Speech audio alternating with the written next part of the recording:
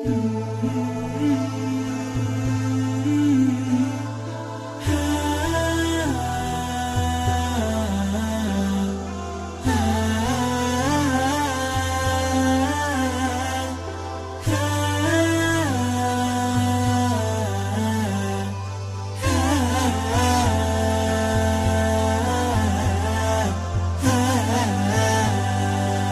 dalam khalwatnya dia mengingat Allah Subhanahu wa ta'ala, merenungkan tentang Allah, mengagungkan Allah, membesarkan Allah dan lain sebagainya. Dia bermunajat kepada Allah dalam kesendiriannya. Nah, itu adalah zikir dengan sendiri. Terkadang orang suka berzikir bersama-sama, duduk sama-sama mengingat tentang Allah Subhanahu wa ta'ala, mengenang Allah, menyebut-nyebut tentang karunia Allah, bermunajat bersama-sama kepada Allah Subhanahu wa ta'ala. Nah, ini yang disebut dengan ijtima' li dzikrillah, berkumpul di dalam mengingat Allah Subhanahu wa ta'ala. Dan kedua-duanya adalah hal yang dianjurkan di dalam agama.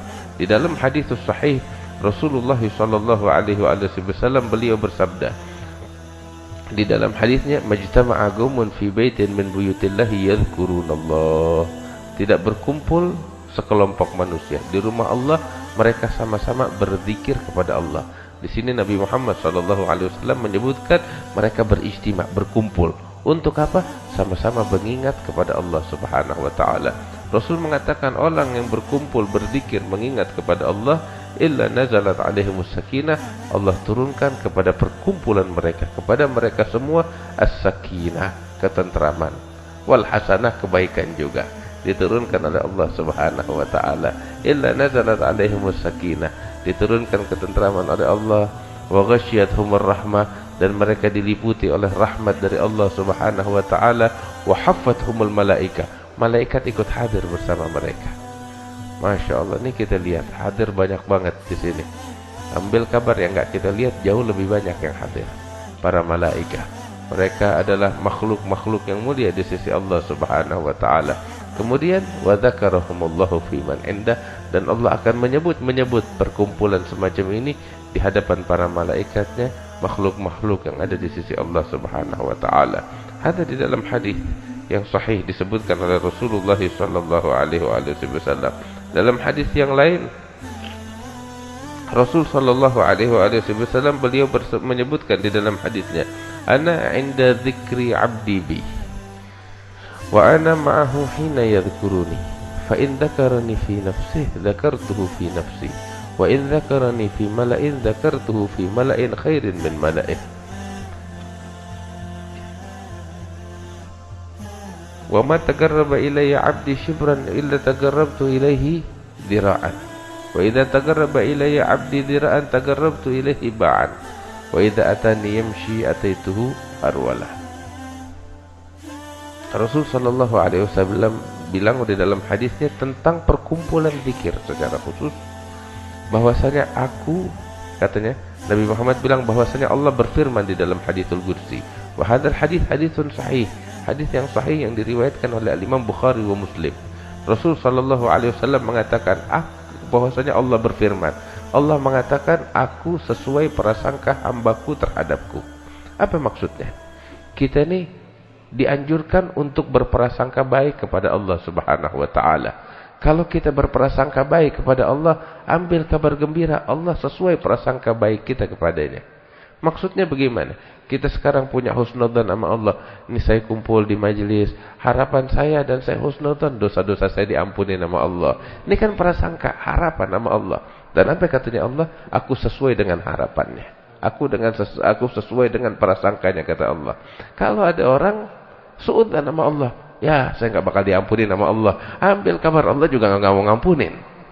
Makanya ulama bilang, atau di dalam riwayat disebutkan, khaslatan laisa fawqahuma syai'un minal khair, husnudzan billah wa husnudzan bi'ibadillah, wa syai'an aw khaslatan laisa fawqahuma syai'un minas syarr, suudzan billah wa suudzan bi'ibadillah. Dalam riwayat disebutkan bahwasanya dua perkara, enggak ada yang lebih baik di atas kedua perkara tersebut.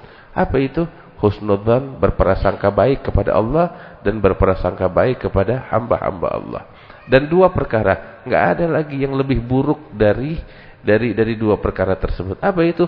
Suudzon kepada Allah, berburuk sangka kepada Allah Subhanahu wa taala, dan berburuk sangka kepada hamba-hamba Allah Subhanahu wa taala. Gini saya kasih contoh. Ya. Kita datang ke satu orang. Ke satu orang. Kita udah bahasanya pesimis ya. Udah pesimis duluan. Udah suudzon duluan. Ya, saya datang mah enggak bakal dibukain pintu. Gak bakal dihormatin, ya. Ini orang yang kita datang kepadanya tahu perasaan kita kayak begini, dia bakal buang muka. Ya, itu udah suudzon sama gue, ngapain gue hormatin? Iya kan? Tapi kalau datang dari awal, udah punya harapan besar. Suudzon nih orang baik, ini bakal ngehormatin kita. Dia pun besar hati. Ini manusia. Apalagi Allah Subhanahu wa taala, walillahil matsalul a'la. Kita husnudzan kepada Allah, datang kepada Allah, ya Rabb, nih saya datang hadir majelis, hadir maulid, harapan saya besar untuk diampuni. Allah juga senang hambaku datang kepadaku untuk diampuni, minta pengampunan. Tahu, percaya kalau dia punya Tuhan yang Maha Pengampun, diampuni oleh Allah Subhanahu wa taala. Bahkan warada fil hadis, disebutkan di dalam hadis oleh Nabi Muhammad sallallahu alaihi wasallam, idza adnabal 'abdu dzamban, apabila seorang hamba melakukan satu dosa, kemudian dia minta ampun kepada Allah Subhanahu wa taala. Dia bilang, "Ya Rabb, ampunin saya ya Allah." Maka Allah bilang kepada para malaikatnya, "Alima 'abdi anna lahu rabban yaghfiru dzamba wa ya'khudhu bidzanab." Allah bilang kepada para malaikatnya, "Wahai malaikatku, lihat hambaku bikin dosa, tapi dia merasa di dalam hatinya punya Tuhan yang bisa mengampuni dosa dan juga bisa menghukum seseorang atas dosanya. Tapi dia datang kepadaku memohon pengampunan. Wahai malaikat, aku ampuni dosa-dosanya," kata Allah Subhanahu wa taala. Dia enggak bakal datang minta pengampunan setelah bikin dosa, setelah bikin kesalahan, melainkan ketika dia punya keyakinan Tuhan yang mampu untuk mengampuni. Tuh lihat. Enggak lama baru diampunin, dia bikin dosa lagi. Terus habis bikin dosa, istighfar. Allah bilang, hambaku berasa kalau dirinya punya Tuhan yang mengampuni dosa, aku ampuni dosanya. Baru diampunin, bikin lagi dosa. Bikin lagi dosa, terus minta ampun lagi sama Allah. Allah bilang diampunin. Dia merasa punya Tuhan. Baru diampunin, bikin dosa lagi. Sampai malaikat nggak sabar. Ya Rabb, nih hamba bikin dosa, minta ampun. Diampunin, bikin dosa lagi. Terus. Sampai kapan begini? Malaikat nggak kuat. Malaikat nggak sabar. Tuh lihat, sampai malaikat nggak kuat. Tapi kita punya Tuhan nggak ada kayak dia deh, nggak ada duanya. Allah Subhanahu wa taala. Nggak ada duanya. Cuman dia tuh la ilaha illallah Muhammad Rasulullah. Ya, dia bilang sama malaikat, "Wahai malaikat, biarin hambaku, selama hambaku merasa punya Tuhan yang mengampuni dosa, maka aku akan ampuni dosa-dosanya, apapun dosa-dosa yang dilakukan oleh hambaku. Selama dia datang minta ampun, aku ampunin," kata Allah Subhanahu wa taala. Walhamdulillah, kita punya Tuhan enggak ada duanya, Allah Subhanahu wa taala. Mudah-mudahan dosa-dosa kita diampunin oleh Allah Subhanahu wa taala. Wah, kita yang penting husnudzan nama Allah, berprasangka baik kepada Allah Subhanahu wa taala. Wa hakadha. Terus Nabi bilang bahwasanya Allah berfirman, "Wa ana ma'ahu hina yadhkuruni." Aku bersama hambaku ketika hambaku mengingatku. Allah, Allah. Aku bersama hambaku ketika hambaku mengingat aku. Ya Allah, ya Allah, ya Allah. Lihat, alangkah indahnya Allah, Tuhan yang Maha Agung, pencipta alam semesta, Tuhan yang Maha Besar kasih sayangnya bilang, aku bersama hambaku. Kapan? Ketika hambaku mengingatku. Allah, Allah. Enggak kangen, enggak rindu sama Allah. Enggak penasaran, enggak pengen kebersamaan sama Allah Subhanahu wa taala. Kita kalau mau duduk sama presiden, sama menteri, susah ini minta ampun. Tapi sama Allah, ente pengen sama Allah, pengen kebersamaan dengan Allah, mudah. Ingat Allah, Allah yang bersama kita. Allah, Allah. Wa ana ma'ahu hina yadhkuruni. Kemudian Allah bilang, fa in dzakarani fi nafsi, dzakartuhu fi nafsi. Kalau hambaku mengingat aku di dalam dirinya, dalam kesendiriannya, aku pun akan mengingat hambaku di dalam diriku. Alhamdulillah.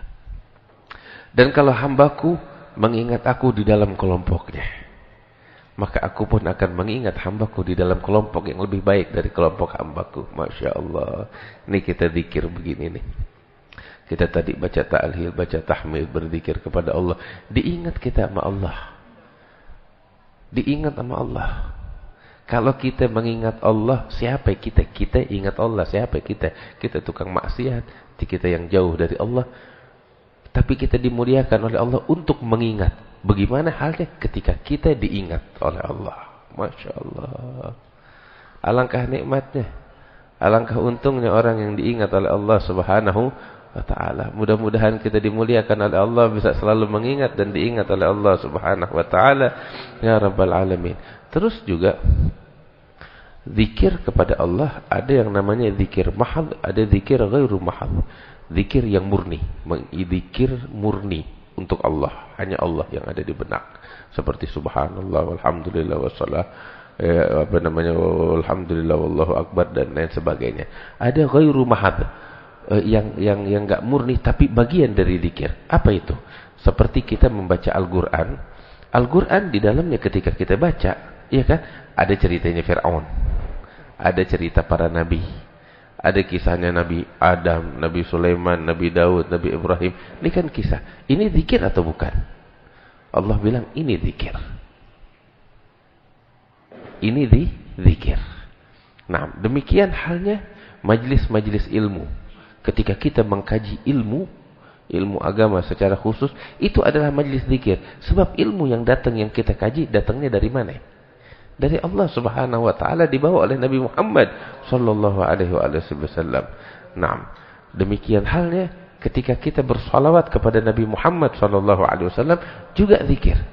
Makanya Allah bilang di dalam Al-Qur'an, ya, innallaha wa malaikatahu yusholluna 'alan nabi ya ayyuhalladzina amanu shallu 'alaihi wa sallimu taslima. Allahumma shalli wa sallim barik alaihi. Salawat kita ketika kita ngucapin Allahumma shalli 'ala sayyidina Muhammad, itu zikir. Kenapa zikir? Iya, sebab ketika kita bilang ya Allah, zikir apa bukan tuh? Nyebut nama Allah bukan? Limpahkan salawat serta salammu kepada Nabi Muhammad sallallahu alaihi wasallam. Ada zikir.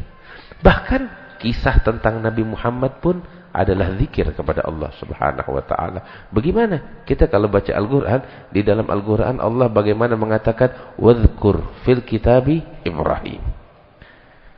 Ketika kita mengenang Ibrahim, Allah menamakan itu adalah bagian dari zikir di dalam Al-Quran. Wadhkur fil kitabi Daud. Wadhkur fil kitabi Musa dan seterusnya dan seterusnya. Allah menyebutkan, ketika kita menyebut kekasih-kekasih Allah, itu juga bagian daripada zikir kepada Allah. Maka bagaimana halnya ketika kita menyebut Nabi Muhammad SAW. Nah, perkumpulan maulid yang kita adakan, perkumpulan maulid enggak lain adalah perkumpulan zikir kepada Allah Subhanahu wa ta'ala. Kita ngumpul mengenang Rasulullah, kekasih Allah, utusan Allah, yang mana ketika kita sebut Nabi Muhammad, identiknya udah sama Allah aja dah. Kita setiap kali nyebut nama Nabi Muhammad, identiknya sebutan Nabi Muhammad ada hubungannya dengan Allah. Apa sebut Sayyidina Hasan bin Thabit abiyatnya? Fadul arsy mahbudun wa hadza Muhammadu. Allah bilang dalam Al-Qur'an, wa rafa'na laka dzikrak. Kami angkat selalu namamu ya Muhammad. Kenapa? Bagaimana tuh diangkat namanya? La udhkar illa wa dzukirta anta ya Muhammad. Aku tidak disebut oleh hambaku, melainkan engkau ya Muhammad juga ikut disebut oleh para hambaku, katanya Allah. Artinya sebutan Nabi Muhammad adalah bagian daripada zikir kepada Allah Subhanahu wa ta'ala. Alhamdulillah, kita dalam hari-hari semacam ini, perayaan maulid, kita menyebut Rasulullah, mengenang tentang beliau, sejarah beliau, itu adalah bagian daripada zikir kepada Allah. Dan Allah bilang, wa ana ma'ahu hina yadhkuruni fa in dzakarani fi nafsihi dzakartuhu fi nafsi wa in dzakarani fi mala'in dzakartuhu fi mala'in khairin min mala'ih. Mudah-mudahan kita dijadikan oleh Allah Subhanahu wa ta'ala sebagai orang-orang yang senantiasa berzikir kepada Allah. Dan perkumpulan kayak begini, kata Rasul dalam hadisnya, idza marartum bi riyadil jannati farta'u. Kalau kalian melewati majelis-majelis zikir, taman-taman surga, ya, ketika kalian melalui taman-taman surga, maka hendaknya mampir di situ, kata Nabi Muhammad. Sahabat nanya, apa itu taman-taman surga? Qala hilagu dzikir, perkumpulan zikir kepada Allah Subhanahu wa taala. Naam. Dalam hadis yang lain Rasul sallallahu alaihi wasallam beliau bilang, "Inna lillahi malaikatun sayyara fil ardi yatlubuna majalis dzikir." Di muka bumi ini ada malaikat-malaikat yang kerjanya keliling. Ngapain keliling? Cari majlis-majlis zikir kepada Allah Subhanahu wa taala. Masya Allah. Tuh lihat. Para malaikat kerjaannya apain? Kerjaannya nyari majlis-majlis zikir. Habis hadir di sini, dia cari lagi majlis yang lain untuk hadir lagi. Alhamdulillah. Orang yang demen sama majlis, habis dari majlis ke majlis, dia yatashabbah bil malaikah. Dia berusaha untuk menyerupai para malaikat Allah Subhanahu wa taala. Ada orang tuh kegemarannya begitu, hadir majlis. Begitu usai majlis, dia cari lagi majlis yang lain. Begitu selesai majlis, dia cari lagi majlis yang lain. Terus harian. Aneh kenal beberapa orang ya minas shalihin itu begitu, keluar pagi, pulang malam. Bagaimana keluar pagi? Dia keluar pagi hadir pengajian. Usai pengajian pindah lagi ke rumah yang lain, hadir pengajian lagi. Terus begitu pulang ke rumahnya malam dari majlis ke majlis. Hada yatashabbah bil malaikah. Ini menyerupai para malaikat Allah Subhanahu wa taala. Itu Nabi sallallahu alaihi wasallam bilang, apabila malaikat mendapati perkumpulan zikir, mereka memanggil kawan-kawannya para malaikat yang lain hingga para malaikat semuanya berkumpul di majlis zikir.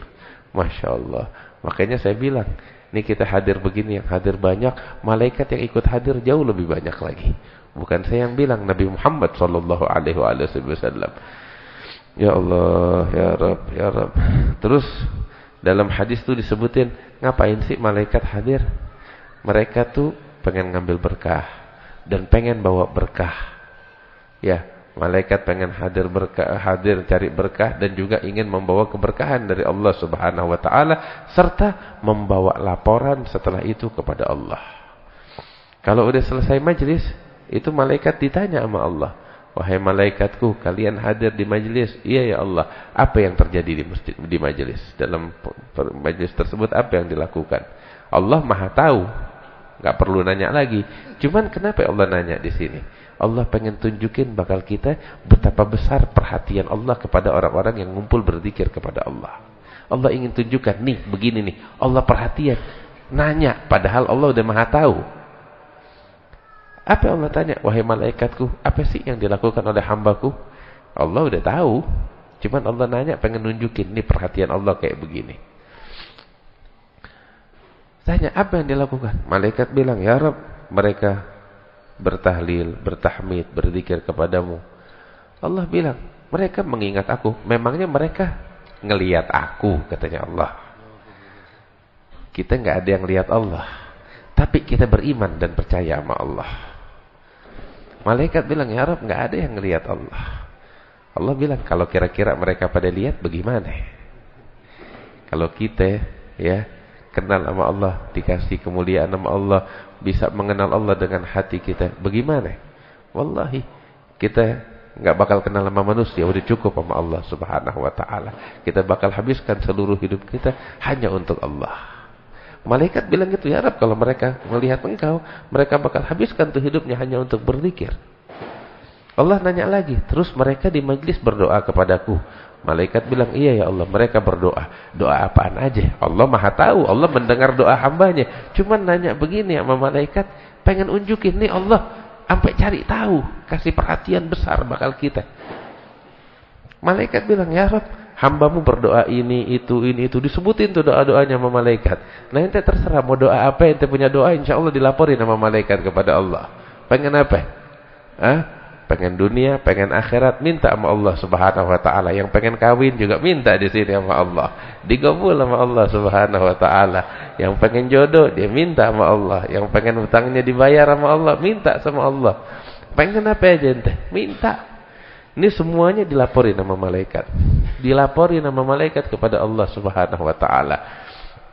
Makanya saya selalu bilang, kita ini kan perayaan Maulid, apalagi hari Ahad nih udah mulai maulid-maulid besar di berbagai tempat, di Habib Kuncung, di mana lagi di Empang Bogor, di Kuitang, di luar Batang, di Al-Hawi, di mana tempat udah mulai.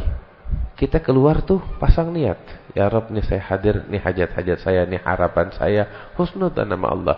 Ntar di majlis maulid tuh baca doa, ya Rabb nih doa saya pengen anak-anak saya jadi orang baik, bakti, nurut, jadi orang-orang soleh. Ya Rabb saya pengen ini, pengen itu, saya pengen ngikutin akhlaknya Nabi Muhammad, saya ingin jadi orang yang takwa sama Allah Subhanahu Wa Taala, dan seterusnya. Minta, tuh semua doa kita dilaporin oleh malaikat kepada Allah, dilaporin.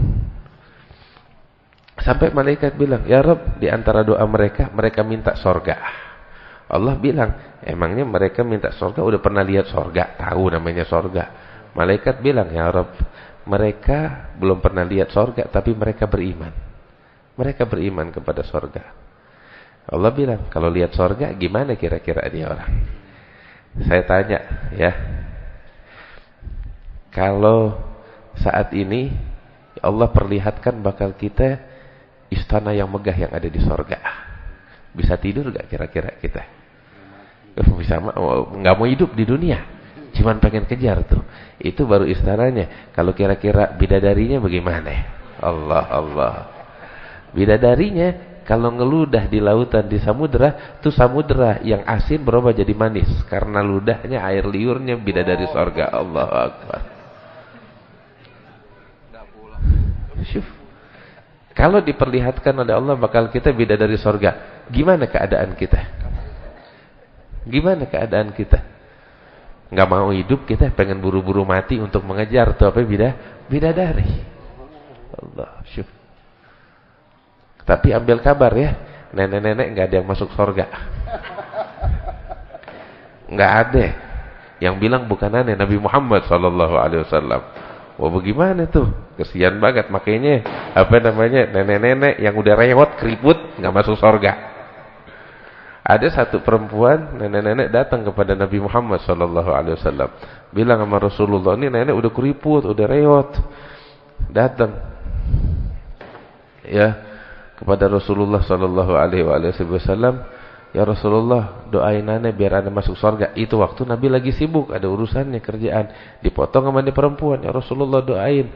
Nabi bilang, ngelihat ini nenek-nenek rewot yang udah tinggal kayak ibarat bangunan puing doang. Ya. Nabi bilang, Bu, maaf di sorga kagak ada nenek-nenek ya. Nabi jalan nyelesain kerjaannya. Ini perempuan dengar begitu dia melongo. Hah? Di sorga nggak ada nenek-nenek rewot. Dia pulang nangis, ngegerung. Anak-anaknya pada repot semua. Umi kenapa? Tadi keluar bahagia mau ketemu Rasulullah, kok pulang nangis, ngegerung begini, histeris. Kenapa? Iya, saya datang kepada Rasulullah minta didoain masuk sorga. Nabi Muhammad bilang nggak ada nenek-nenek di sorga. Akhirnya anak-anaknya semuanya datang kepada Nabi Muhammad.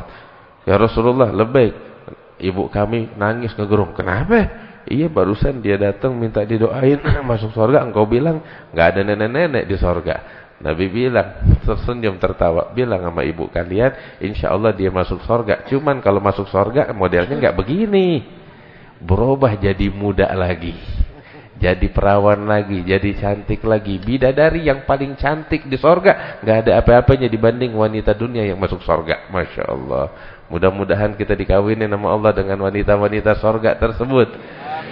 Dan mudah-mudahan wanita-wanita kita semuanya dimasukkan oleh Allah ke dalam sorga. Ya Rabbal Alamin. Nah kita kalau diperlihatkan sama Allah kenikmatan sorga tuh, dikasih lihat istana sama Allah, dikasih lihat apa namanya bidadari sorga, gimana kira-kira? Bisa hidup di dunia? Enggak mau hidup. Ya Rabb, pengen buru-buru masuk surga. Ya Rabb, enggak enak deh hidup di dunia, pengen ngejar itu. Itu yang disampaikan sama malaikat. Ya Rabb, kalau mereka lihat surga enggak bakal mau hidup, mereka bakal mengejar itu surga. Iya kan? Kita kalau dilihatin sama Allah surga, ya udah enggak nafsu sama dunia. Ceritanya aja bikin kita enggak nafsu sama dunia. Cerita surga. Bagaimana kalau kita lihat langsung? Ya Allah, beberapa orang dikasih lihat sama Allah. Terus Allah bilang lagi, mereka minta perlindungan dari api neraka. Emangnya mereka pernah lihat api neraka? Malaikat bilang, ya Rabb, mereka nggak pernah lihat api neraka, tapi mereka beriman. Kira-kira kalau diperlihatkan api neraka bagaimana? Allah yahfad, jangan sampai. Naudzubillah. Kalau depan mata kita bukan api neraka ya, depan mata kita diperlihatkan tuh gunung meletus. Depan mata kita jarak 2 meter. Enak gak kira-kira? Kagak enak kan? Bagaimana kira-kira dengan api neraka yang panasnya sangat dahsyat? Ya Allah. Ya Allah. Gak bisa hidup kita. Dan gak berharap untuk mati dengan hidup di dunia aja deh. Daripada gak punya harapan. Takut banget. Malaikat bilang gitu, ya Rabb, mereka kalau lihat neraka, ya mereka bakal habiskan seluruh hidup mereka untuk menjauhkan neraka. Terus Allah bilang apa malaikatnya? Ushidukum ya malaikati anni qad ghafartu lahum. Aku persaksikan kepada kalian wahai para malaikatku, itu yang pada ngumpul zikir sama Allah kepada Allah, mereka semuanya udah aku ampunin dosa-dosanya, kata Allah Subhanahu wa taala, dan segala harapan mereka sebagaimana riwayat Muslim, dan segala harapan doa mereka telah aku kabulkan, kata Allah Subhanahu wa taala. Ya Rabb, mudah-mudahan kita dikabulkan oleh Allah. Malaikat satu bilang, ya Rabb, tuh ada yang hadir maulid, dia bukan mau berzikir tapi pengen nyobain kebulinya doang. Yang begini nih dapat pengampunan apa enggak? Dapat pengampunan apa enggak? Allah bilang, walahu qad ghafartuhumul qaum la yashqa bihim jalisuhum. Katanya dia nih yang datang cuman bakal kebuli, dia juga udah diampunin dosanya oleh Allah. Kenapa? Sebab orang yang ngumpul bersama orang-orang zikir enggak bakal pernah rugi, hidupnya enak. Masya Allah. Mudah-mudahan kita diampuni sama Allah Subhanahu wa taala, dapat keberkahan yang besar. Cuman kita zikir sama Allah, ya jaga diri kita. Apalagi ini perayaan maulid yang bakal kita hadirin. Ya, saya pengen sampaikan sesuatu, minta maaf. Kadang orang niat macam-macam hadir maulid. Ada orang niat pengen ngambil berkah. Maaf, ada lagi orang hadir maulid pengen nyolong. Iya. Orang hadir maulid, pulang maulid sendalnya hilang.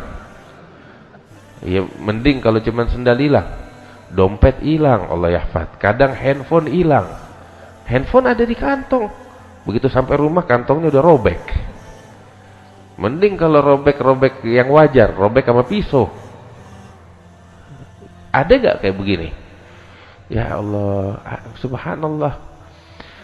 Kesian yang begini. Ente orang yang kayak begini nih, ada orang bikin maksiat, kena dosa. Tapi orang bikin maksiat di dalam Ka'bah, bagaimana dosanya? Lebih besar lagi. Nah demikian orang yang bikin maksiat di tengah-tengah majelis, dosanya besar di mata Allah Subhanahu wa taala. Naudzubillah. Apalagi ngeganggu orang-orang yang zikir sama Allah Subhanahu wa taala, besar. Ini orang yang kayak begini dilaknat. Terus orang yang tangannya usil, demen nyolong, apalagi hadir lagi majelis orang lagi rame begitu, itu yang diambil nggak berkah. Yang diambil cuman api neraka untuk dimasukkan ke dalam perutnya dia dan perut anak keluarganya. Naudzubillah. Bakal jadi penyakit, bakal dia dunia dan akhirat. Karena itu jaga diri kita, keluarga kita, teman-teman kita, kasih tahu jangan begini. Jangan begini. Ini yang bikin ngerusak majelis, ini yang menjelekkan nama majelis, ini yang mempermalukan, yang mencoreng nama majelis. Jangan. Ya, tapi kita cari berkah. Jaga diri kita dari perkara yang haram. Mudah-mudahan kita dibimbing oleh Allah Subhanahu wa taala.